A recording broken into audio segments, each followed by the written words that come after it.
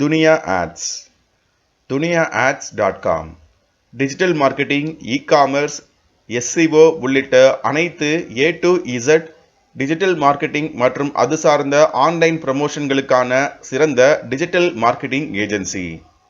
Real estate, interior உள்ளிட்டவைகளுக்கு இவங்க சிறந்த முறையில் குறைந்த செலவில் ஆன்லைன் ப்ரமோஷன் செஞ்சு தராங்க.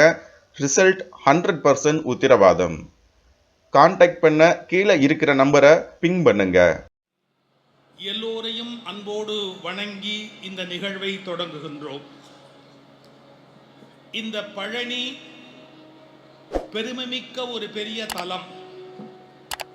இதிலே முத்தமிழ் முருகன் மாநாடு.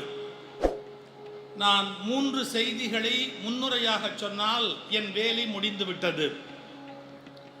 ஒன்று, இந்த பழனியின் பெருமை என்ன என்பதை ஒரு வரியில் சத்குரு அருணகிரிநாத பெருமான் விளக்குகிறார். இந்த பழனியிலே ஈசான சிவாச்சாரியார் என்ற ஒரு பெருமகனார் வாழ்ந்தார்கள். அவர் யார் என்று கேட்டால், வணக்கத்திற்குரிய வாரியார் சுவாமிகளுக்கு சிவதீட்சை கொடுத்து பூஜை எடுத்து வைத்தவர்கள். அந்த ஈசான சிவாச்சாரிய சுவாமிகள் காசி செல்ல வேண்டும் என்று முடிவு செய்தார்கள். அப்படி காசி செல்வதற்கு முன்பு பழனி ஆண்டவரை தரிசித்துவிட்டு நாம் புறப்பட வேண்டும் என்ற எண்ணத்தில் பழனி ஆண்டவரை வந்து வணங்குகிறார்கள் ஈசான சிவாச்சாரியார். அப்போது திருக்கோயிலிலே ஓதுவார் பெருமகனார் திருப்புகழ் பாடுகிறார். இந்த பழனி திருப்புகழை பாடினார்.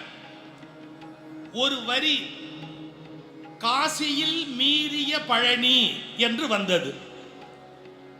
காசியில் மீறிய பழனி என்ற வார்த்தையை கேட்ட மாத்திரத்தில் ஈசான சிவாச்சாரியார் சுவாமிகள் கண்களில் கண்ணீர் பெருகியது.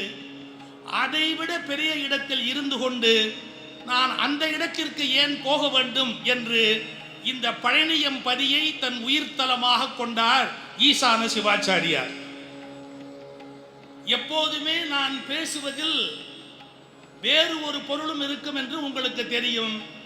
காசியில் மீறிய பழனி, இது சிலருக்கு மட்டும்தான் புரியும். காசியில் மீறிய பழனி. எனவே அத்தனை சிறப்புடைய பெரிய தலம் இந்த பழனி திருத்தலம். பழனியில் மாநாடு நடத்தாமல் வேறு எங்கு நடத்துவது? காசியில் மீறிய பழனி. இது முதல் தல விசேஷத்தை சொல்லிவிட்டேன். முத்தமிழுக்கும் முருகனுக்கும் என்ன தொடர்பு? இரண்டாவது சொல்லுகிறேன். சிவபெருமானும் முருகப்பெருமானும் நம்முடைய உயிர் கடவுள். அந்த சிவபெருமானும் முருகப்பெருமானும் எந்த மொழியிலே பேசிக்கொண்டார்கள் என்று அருணகிரிநாதர் பேசினார். அவர்கள் எந்த மொழியில் பேசியிருப்பார்கள்? யார்? சிவபெருமானும் முருகப்பெருமானும் எந்த மொழியில் பேசியிருப்பார்கள்? பீகாரியில் பேசியிருப்பார்கள் என்று நினைக்கிறீர்களா?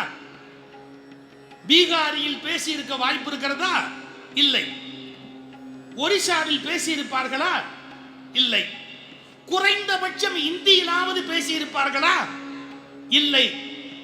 சிவபெருமானும் முருகனும் எங்கே பேசினார்கள், எப்படி பேசினார்கள் என்று விளக்குகின்ற அருணகிரிநாதர் சொன்னார், கொன்றை சடையார்க்கு ஒன்றை தெரிய கொஞ்சி தமிழால் பகர்வோனே என்கிறார். இதிலிருந்து உங்களுக்கு ஒன்று தெரிந்து கொள்ள வேண்டும். தமிழ் நீச்ச பாஷை அல்ல. தமிழ் நீச்ச பாஷை அல்ல. அது தெய்வங்கள் பேசுகிற மொழி என்பதை தமிழர்கள் முதலில் புரிந்து கொள்ள வேண்டும். தெய்வங்களே பேசுகிற பாஷை எப்படி நீச்ச பாஷையாக இருக்க முடியும்? எனவே சிவபெருமானும் முருகப்பெருமானும் தமிழில் பேசினார்கள் என்பதை அருணகிரிநாதர் குறிப்பிலிருந்து நீங்கள் தெரிந்து கொள்ள வேண்டும். அகத்தியருக்கு உபதேசம் செய்கிற போது தமிழினால் உபதேசம் செய்தார். சிவனை நிகர் பொதிய முனி என்கிற திருப்புகழ் பாடலிலே குறிப்பிடுகிறார். இப்ப நான் 2 செய்தி சொல்லிட்டேன். மூன்றாவது ஒரு செய்தி. இந்த முருகப்பெருமானை வணங்கினால் நம்முடைய வாழ்வு எப்படி இருக்கும் என்று புரிந்து கொள்ள வேண்டும். இங்கே பழனி ஆண்டவரை ராஜ அலங்காரத்தில் பார்க்கிறீர்கள். ஆனால் மலையிலே அவருடைய ஒரிஜினல் முகூர்த்தத்திலே அவர் கோவணாண்டியாக துறவியாக இருக்கிறார். சில நேரங்களில் துறவியாகவும் சில நேரங்களில் ராஜ அலங்காரத்திலும் அவர் நமக்கு காட்சி அளிக்கிறார். நான் இதுவரை 2 முறை பழனி வந்தபோது அந்த பழனி ஆண்டவருக்கு கட்டுகிற அந்த ஒரிஜினல் கௌபீனம் வேறு எதையும் நான் பிரசாதமாக பெற்றுக்கொண்டு போனதில்லை. அந்த கௌபீனத்தை மட்டும்தான் சேகரித்து வைத்தேன். 2 முறை வந்தபோது 2 கிடைத்து விட்டது. இன்னும் 1 முறை கிடைத்தால் நானும் துறவு வாங்கிக் கொள்வது என்பதுதான் என் மனதில் இருக்கிற ஒரு எண்ணம். ஆக எல்லாவற்றையும் விட மேலான பெரும் செல்வம் துறவு. அது ஞானத்தின் எல்லை. அந்த முருகப்பெருமான் உலகியலுக்கு வேண்டியதையும் தருகிறார். எங்கே தெரிகிறது? பாருங்க, உலகத்துக்கு வேண்டியது ஒரு 2 வரியில திருப்புகழ் சொல்றார் அருணகிரிநாதர். என்ன கொடுக்கிறார் முருகன்? மிகுத்த கனமதுரு நீள் சௌக்கிய சகல செல்வ யோகம் மிக்க பெருவாழ்வு. மிகுத்த கனமதுரு நீள் சௌக்கிய சகல செல்வ யோகம் மிக்க பெருவாழ்வு. மனுஷனுக்கு பணம் இருந்தா வாழ்க்கை வராது. இங்க சில ஜட்ஜஸ் வந்திருக்கிறீங்க, ரிட்டையர்ட் ஆனதுக்கு அப்புறம் நம்ம சமயக்காரன் நம்மளை விட நல்லா சாப்பிடுவான். ஏன்னு கேட்டா ஜட்ஜு சொன்னாரு, நான் ரிட்டையர்ட் ஆயிட்டப்பா, பென்ஷன் தான் வருது, செலவை குறையினாரு. சமயக்காரரு இதனால என்னங்க அப்படின்னு ஐயாவுக்கு ஒரு சோறு ஒரு குழம்பு காய் போட்டாரு. ஒரு நாள் உள்ள போய் பார்த்தா சமயக்காரரு குழம்பு ரசம் பொரியல் கூட்டு வடை பாயசம் எல்லாம் சாப்பிட்டார். ரிட்டையர்டு ஜட்ஜி கேட்டார், அட பாவி, எனக்கு இதெல்லாம் கொடுக்கல, நீ சாப்பிடுறிய? அவ ஒரே வார்த்தை சொன்னான், நீங்க ரிட்டையர்ட் ஆயிட்டீங்க, நான் சர்வீஸ்ல இருக்கிறேன்னா. எல்லாத்தையும் கொடுக்கிறாரு. வாழ்க்கையில வாழ்வு கொடுத்தா போராது, பணம் கொடுத்தா போராது. இன்னைக்கு தெரிஞ்சுக்கங்க, அனுபவிக்கிற யோகம்னு ஒண்ணு எழுதி இருந்தா தான் எதையுமே இந்த உலகத்துல அனுபவிக்க முடியும். பென்ஸ் கார் வச்சிருப்பாரு முதலாளி, பென்ஸ் ஆடி 10 நிமிஷம் வீட்ல இருந்து புறப்பட்டு மில்லு கிட்ட வந்து நிறுத்திட்டு உள்ள போய் உட்கார்ந்துருவாரு முதலாளி. அவர் டிரைவரு பின் சீட்ல உட்கார்ந்து ஏசி ஆன் பண்ணிட்டு 2 காலை முன் சீட்ல போட்டு நல்ல ஸ்பீக்கர்ல பாட்டு வச்சு டாய் டாய் டாய்னு ஆட்டிட்டு மத்தியானம் டீ சாப்பிடுறதுக்கு பென்ஸ் கார் எடுத்துக்கிட்டு போய் சாப்பிடுவார். உண்மையில முதலாளி பேர்ல கார் தான் இருக்குது, காரை அனுபவிக்கிற யோகம் முழுக்க அந்த டிரைவருக்கு எழுதி வச்சிருக்குது. அப்ப நீங்க ஒண்ணு புரிஞ்சுக்கணும், ஒரு வார்த்தை சொல்லி கொடுத்துட்டு போற, சம்பாதிப்பது சொத்து அல்ல, அனுபவிப்பது மட்டும்தான் சொத்து என்ற அறிவு நம்ம எல்லாருக்கும் வரணும். சம்பாதிப்பது சொத்து அல்ல, அனுபவிப்பது மட்டும்தான் ஒரு மனிதனுக்கு சொத்து. அதனால திருப்புகழ 2 வரி சொல்றாரு, மிகுத்த கனமதுரு நீள் சௌக்கிய சகல செல்வ யோகம் மிக்க பெருவாழ்.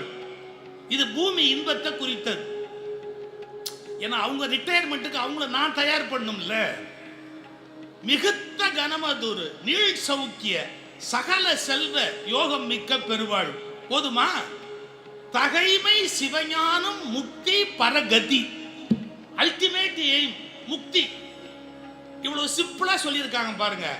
பெண்கள் கோலம் போடுறீங்க வீட்டு வாசல்ல, முருகனுக்கு எப்படி போடுவீங்க கோலம்?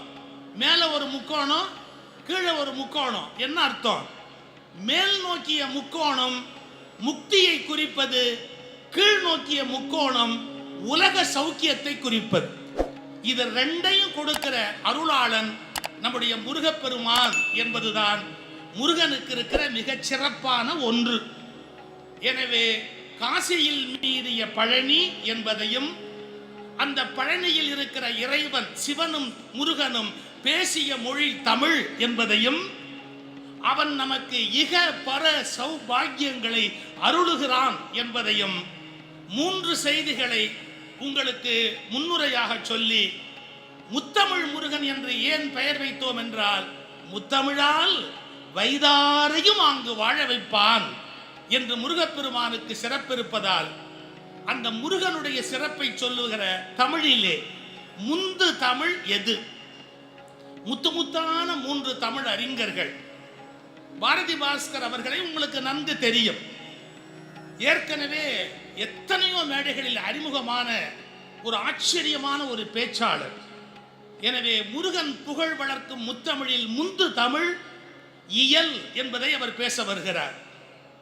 அடுத்திருக்கிற கோப்பா நல்லசிவன் அவர்கள் தமிழிசை ஞானி பட்டம் பெற்றவர், தஞ்சை பல்கலைக்கழகத்தில் பணியாற்றுகிறவர், இசையில் வல்லவர். எனவே முத்தமிழ் முருகனில் முந்து தமிழாக இருப்பது இசைத்தமிழ் என்பதை எடுத்துரைக்க அருமை நல்லசிவன் அவர்கள் வருகிறார். அடுத்து பார்த்திப ராஜா அவர்கள் கல்லூரியிலே இன்றைய நாடக தமிழ் அதையே ஒரு பட்டறையாய் மாணவர்களுக்கு சொல்லிக் கொடுக்கிற பேராசிரியராய், தெருவிலே மக்கள் கலை வளர்க்கின்ற ஒருவராய், அதில் PhD பட்டம் பெற்றவராய் விளங்குகிறவர் நம்முடைய அருமைக்குரிய பார்த்திப ராஜா அவர்கள். இனிமேல் உங்கள் செவி அவர்களுக்கு உரியது, பணி அவர்களுக்கு உரியது. இனி பணிக்கும் செவிக்கும் இடையில் குறுக்கே நிற்காமல் விடைபெறுகிறேன். பாரதி பாஸ்கரை பேச அழைக்கிறேன்.